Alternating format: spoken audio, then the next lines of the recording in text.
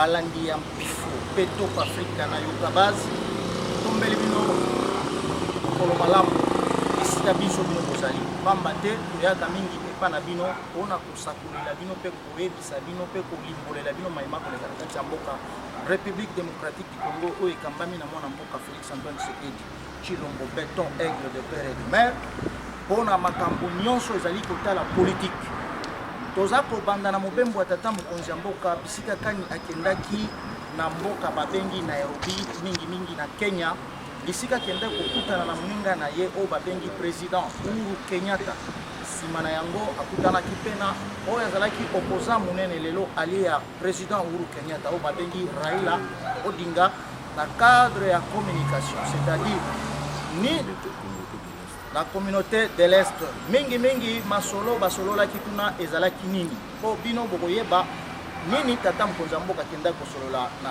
boka Kenya Nairobi.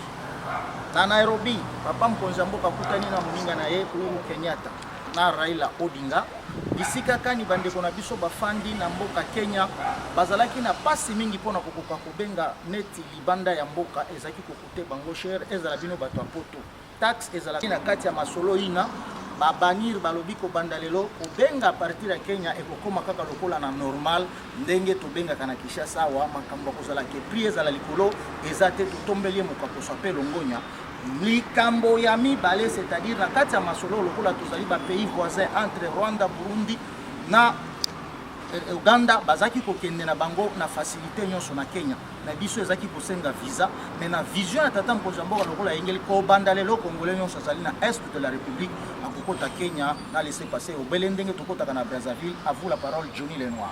Tolobi Boye, merci beaucoup et bon début de semaine de Konanga Stewar, mon complice de tout le temps. Tolobi Boye, l'olenge de Konanga ou Toloba Stewar, Mokonzamboko Tozali Kobenga Fachi Béton de père de mère Razal ressuscité. Dans le cadre de la communauté, il y a des pays d'Afrique de l'Est. Mokonzamboka Azalaki semaine passée na Nairobi, dans le cadre de la communauté, il y a des pays d'Afrique de l'Est.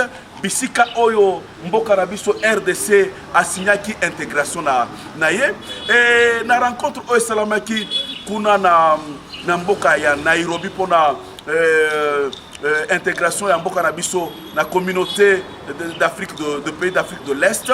Bisika oyo ba homologue ya Mokonzamboka otozali kobenga Fachi Béton de père et de mère Fachi ressuscité. Bazalaki na rencontre wana ezalaki Yoweri Museveni o azali président ya Uganda. Bazalaki na rencontre wana ezalaki président ya Kenya otozobenga Uhuru Kenyatta. Bazalaki na rencontre wana tozobenga président otozobenga Paul Kagame. Bisika wana bakutanaki ezalaki pona intégration pona signature ya intégration ya mboka na biso na ezali communauté des États d'Afrique de l'Est. Pas seulement cela, na rencontre wana toyokaki moko azali Paul Kagame, président ya Rwanda, asengaki mokonzi ya mboka afin que ba brasser o ezali ba M23 afin que ba intégrer na o ezali FARDC o ezali armée congolaise. Mais mokonzi ya mboka aboya kango ayebisaki homologue na ye Kagame atuniye motuna yo zali ko senga ngai na sala que brassage et salama M23 bakota na armée ya RDC en même temps o ezali ba civil ya M23 ba intégré na o ezali politique ya RDC. Est-ce que yo Kagame okoki kondima à ce que les FDLR o bazali ba rebelle outu rwandais okoki kondima o brasser ba FDLR bakota na otozobenga armée rwandaise yo koki kosala yango ngai Fachi Béton na koki kosala yango te na yango boloki ndenge mwana mboka Johnny Lenoir auti koloba na masolo ina basukisaki wana te papa mokonzi ya mboka talisaki lisusu ke pona makambo etali libre échange, c'est-à-dire bakofungola banzela ko uta Congo ti Kenya ti Uganda partout pour que bana mboka bazala ko circuler longo bani pe bakosala mususu ko uta na mai na biso babengi laka Tanganyika bavoi nyonso wana ekofungwa mezala pe bavoi ferré ekofungwa mingi na sepele le kambo Johnny Lenoir auti koloba o etali monter en puissance ya FARDC. Tata mokonzi ya mboka talisaki Kagame alobike ba papa ngai na sengi na yo ozwa ba utu teramo pe obrasser bango quant à ba M23 tosi tosali masolo ebele intercommunautaire pe ba réinsertion bato wana balingi koyoka te nga na répondre yo kobanda lelo ngai na bango tokonégocie te tokokende obe kaka na bitumba nini ezaki koleka mingi na kati ya makambo eza koleka na est mingi na ba M23 baoyo nyonso bozaki koyoka bainstructeur ya ba M23 mpe baofficier basous-officier bazalaki nde barwandais bomoni armée na biso congolaise euti kokaptire bango mpe présente bango na face ya monde c'est-à-dire Kagame baizini nyonso oyo azalaki nango na kati ya Rwanda oyo ezalaki ya korafine baminere na biso ebandi kokangama crise ebandi kokota milelo ebandi kosala ye bomoni ndangi abandi kobaluka mokili mobimba komona kulutu na biso na ngambo oyo toza kobenga mokonzi na biso Sassou Nguesso oyo atikali parmi badoyen ake komona ya lelela ye pona akoka koyebisa Félix akoka kokitisa motema tia mai na mvinyo Félix alobi waya miloko wana ekotikala kosalema te atamboli mikili na mikili yango bomoni armée na biso epresentaki basoda rwandais bazokatanga baunité na bango mpe babataillon na bachef na bango c'est-à-dire monter en puissance lelo tokomi na 11e place sur le plan na bapays Afrique. Johnny Lenoir, est-ce que Kagame namoni milele koteli ya oh ndekolanga stewar tika Fati Beton alobi boya alobi que ngai na kokende na ba M23 na armée na ngai je vais aller avec eux contre le mur soki omoni lelo boye makambo Kagame akomi kolela ezali résultat ya état de siège. Merci beaucoup.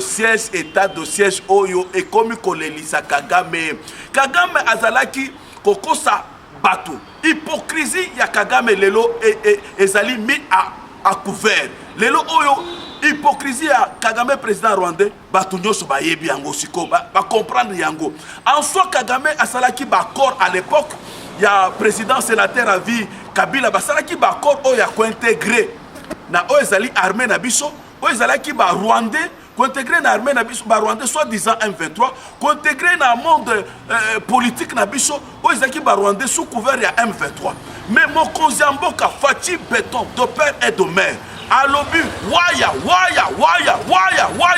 pas question Kagame se retrouvant contre le mur et voyant ce que le résultat de l'état de siège FARDC la montée en puissance ya FARDC oyo ba outi kozwa bisika nyonso oyo ba territoire nyonso oyo ezaki ya M23 na est ezalaki plus avant état de siège c'était plus de 3000 groupes armés mais lelo oyo c'est 15 à 20 groupes armés c'est-à-dire que la montée en puissance de FARDC de l'armée congolaise oyo ya biso ya République démocratique du Congo et komi kolelisa milelo boyokaki dernièrement oyo ezali FARDC na biso bazwaki aéroport bisika oyo ba instructeur rwandais ba M23 Rwanda ebandaki koya na ba avion soki ba exploiter biso illégalement ba minerai na biso bake nango ba raffiner yango na ba usine na bango na Rwanda lelo oyo ba production ba bandaki koyiba ba minerai na biso bake nango na Rwanda pona ba sala yango ezalaki chaque heure ezalaki plus de 26 000 ou 1000 dollars, 26 000 tonnes, les lots étaient 150 kilos, il y a tonnes. C'est-à-dire que Kagame les lots, 150 kilos, Kagame les lots a mon danger que peuple naïe à côté de crise de producteurs, il y a colton. Yango tozako bakisa boyi. Pona komona ke mutu wana zalaki na maele oyo président bengaka batu wana bazali bandoki. Azolinga kokende ko signer accord moko na Angleterre soit disant que yako banda koyamba ba réfugié na Rwanda. Tozomi tu na Rwanda ko lokola commune ya Kimbanseke. Mobimba akotia batu wana wapi? Azolo bakoyamba ba Congolais te, akoyamba ba Ougandais te, akoyamba ba Burundais te. Mais azokende zo ba Somalien, ba Malien, batu ba état islamique, ba grand terroriste. Pona koyeba déjà que nini ezali sima ya bongo na ye. Or na loi universelle aucun pays ekoki kokangela baninga lopango tango moto za kopena ya lobia kofungolela biso te akofungola Uganda te Burundi te COP na bango ezalaki ni banga ba créer état de Tutsi en Afrique centrale COP wana na maye wow toloba boye sewar concernant oloba awa accord entre Grande-Bretagne na Rwanda réunion ekotaki na niveau conseil de sécurité la sous-secrétaire des Nations Unies alobaki waya makambo wana ekosalema te état de siège. Le premier ministre Sama Lukonde asalaki tournée semaine passée au tozo pesaye longonya oyo moto azovanda kaka na bureau te mais kasi azokende sur terrain. Azalaki na Goma na province ya Goma, azalaki pe na province ya Ituri, bisika kani oyo akendaki kokutana na ba notable nyonso ya Grand Kivu et puis la province orientale, bisika oyo akende kosala état des lieux, akende kotala résultat nini état de siège et précis pendant plus de 11 mois. C'était quoi? Na yango ayambamaki na bakolo mabele oyo tozali kobenga bakonzi ya mboka bankumu ya mabele batondie botondi pe bapesi losako balobi tata mokonzi azalaka nde boye tondimi iyo ya solo ke le Congo est debout. Toza ko saluer ba gouverneur militaire Johnny Luboya na molongani na ye moninga na ye oyo azali kokamba la police pe gouvernement oyo ezali kosala état de siège. Toza ko saluer lieutenant Gilles Ngongo na bravoure ya barmé na biso. Les assaillants voulaient faire sauter un pont. Oyo ba déjouer yango et pas faire de ça, ba récupérer ba bombe artisanale, ba récupérer ba armes, ba récupérer ba portable, ba récupérer ba panneau solaire. Nous saluons cette bravoure ya ba soda na biso to pesi bango longonya tozali na bango elongo baza bilombe ya solo solo. Mingi tozali ko pesa pe losako na commandant suprême oyo alobaki je suis prêt à livrer ma vie pour na est de la République. Awa toza koloba, les opposants sont où pour saluer les bravoures de nos soldats militaires, nos voyants soldats militaires. Plus de 170 villages récupérés aujourd'hui par nos phares d'essai. Mutumoko taza kolobila yango. To fanda boy toza komona mutumoko soi-disant député oyo alingaki alakisa ke ye ayebi mingi pona Congo. Lemba okoki kokanga munoko na yo président de la République Fadi Beton oyo a gouverné avec la pandémie de Covid, les lo oyo crise des affaires mondiales na makambo a guerre ya Ukraine na Poutine. Le bilan du chef de l'État Fati Beton Mouka Tombolo Momayi Wakanyinda, le bilan est positif et il y a de l'espoir pour l'avenir. Les lo oyo Fati Beton de père et de mère biso tozaki na isolement diplomatique. Les lo oyo la RDC est rentrée dans les concerts de nations. Tout awa tozali kokende na lombangu pona kotalisa bana mboka oyo bakolanda biso nini ezali kosalema na kati ya mboka Congo.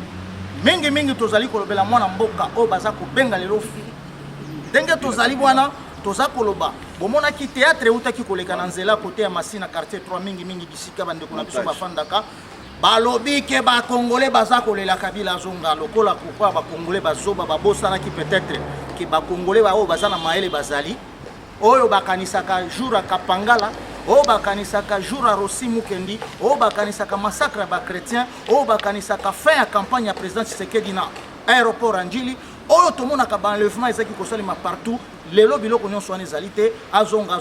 Nzoka nde likambo yango ezaki montage na suka bino moko bolandi na bilili ndenge bakoka ba franga, c'est-à-dire kosomba moral ya bandeko na biso oyo bazalaki na mwa mukete mais babandi kosomba bango na moral biloko nyonso wana toza koyebisa bino ezalaki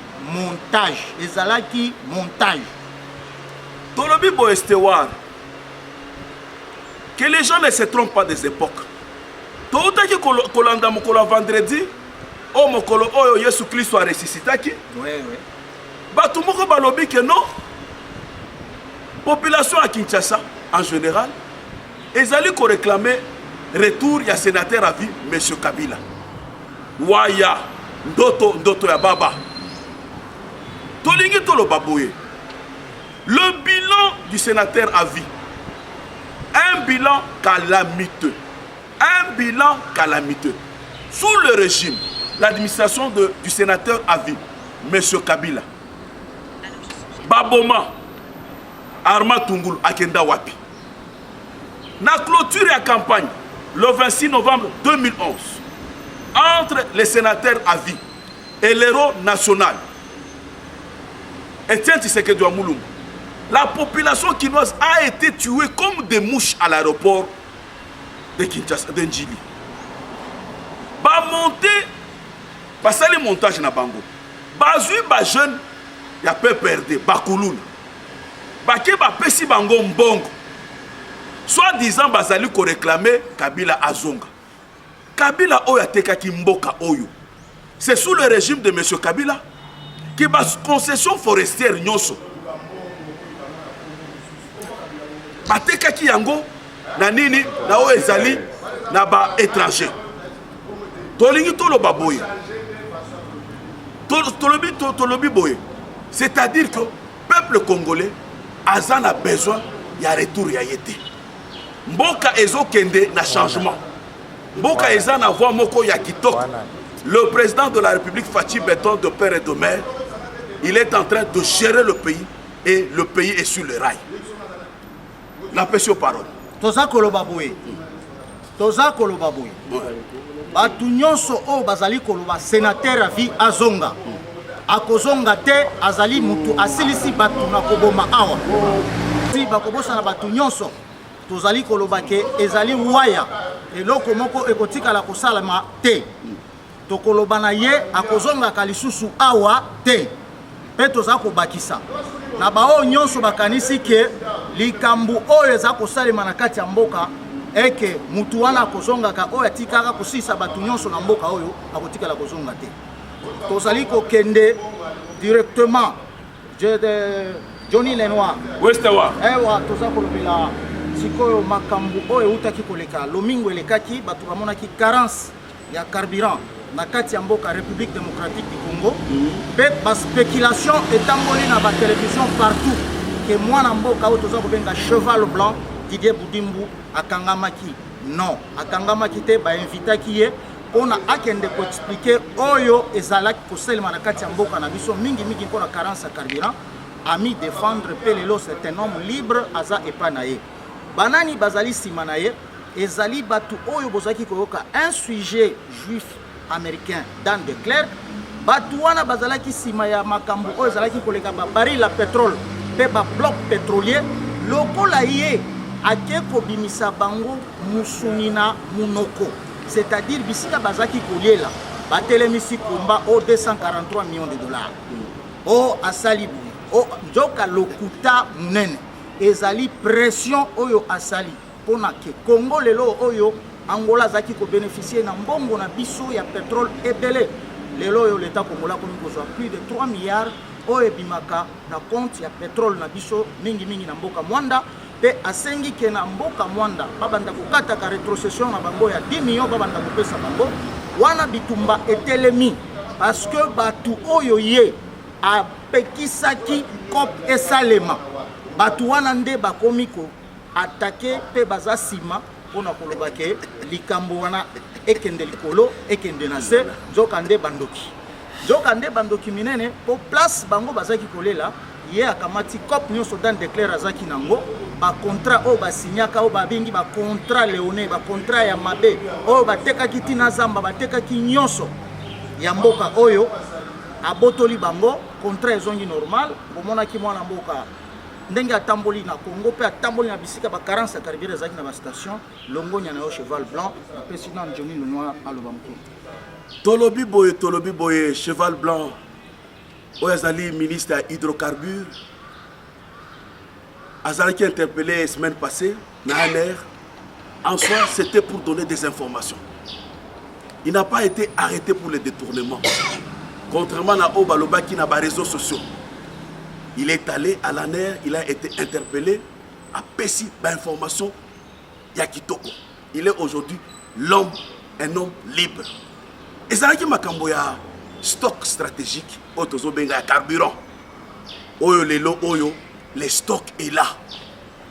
Stock ezali. La population peut s'approvisionner la carburant. Malgré que sur le plan international, boyebi bino moko ke baril à pétrole et mati makasi. Par exemple, en France, il y a 1,25 €. Par exemple, en Allemagne, baril moko ya pétrole les à 1,18 €.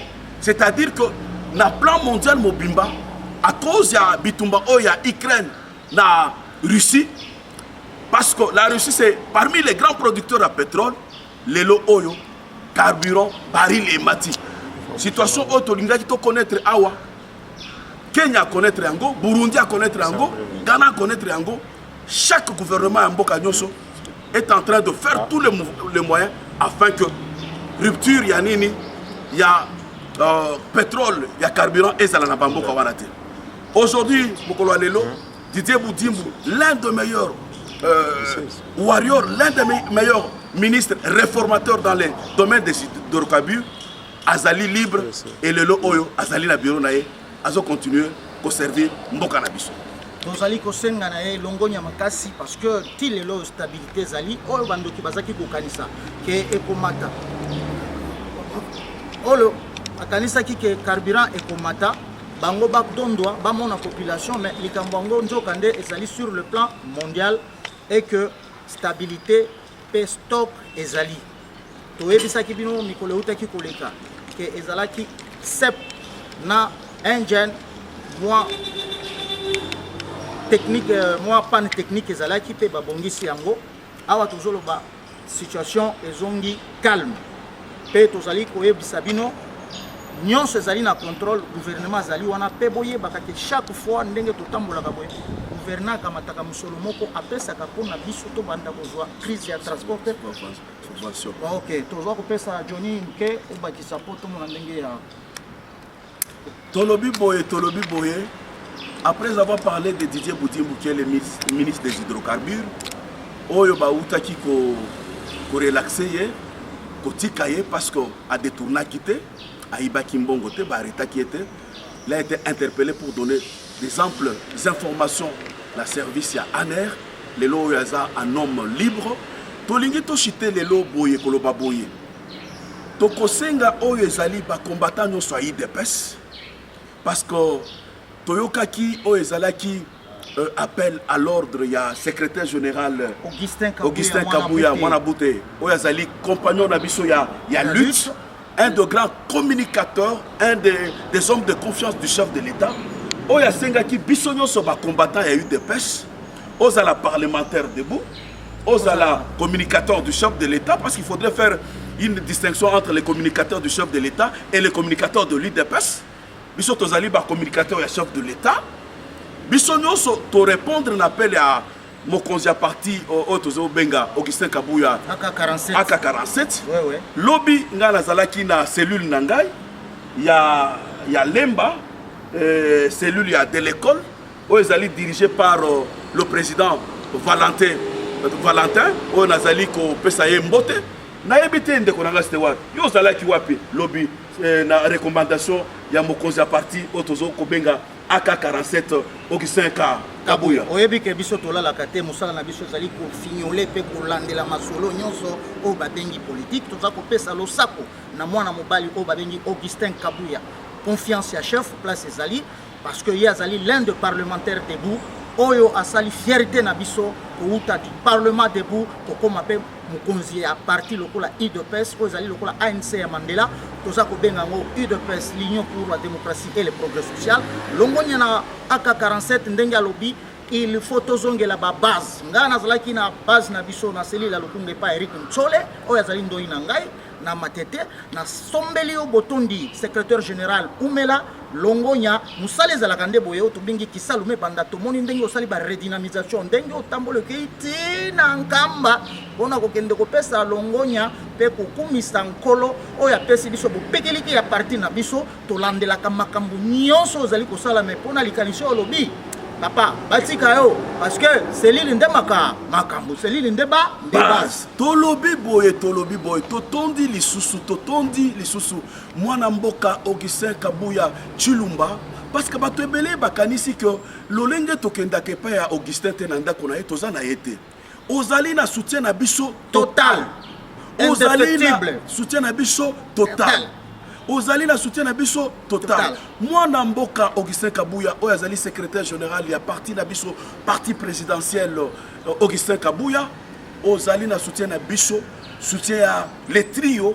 Et quand nous parlons du trio, nous parlons de Jean-Claude Mwamba Béton, qu'on appelle Johnny Lenoir, Vous avez le soutien de Eric Ntumba, qu'on appelle Stewart. Vous avez aussi le soutien de Neville Mouemba, qu'on appelle un consort. Et d'ailleurs, nous chutons ce matin pour féliciter l'épouse de notre ami frère Neville Ilunga, qui vient de mettre une jolie fille depuis le samedi. Une jolie fille, une très jolie fille. Félicitations à notre ami, le papa Neville Ilunga, surnommé et consort. Nous saluons tous les combattants de l'UDPS. Nous saluons les services de sécurité de l'UDPS de la permanence. Nous saluons tous les services de protocole de l'UDPS, que ce soit la présidente de la République, que ce soit à la permanence du parti. Nous vous aimons et nous sommes derrière le président de la République. Fatibé Béton. Fatibé Béton. Des pères et des mères.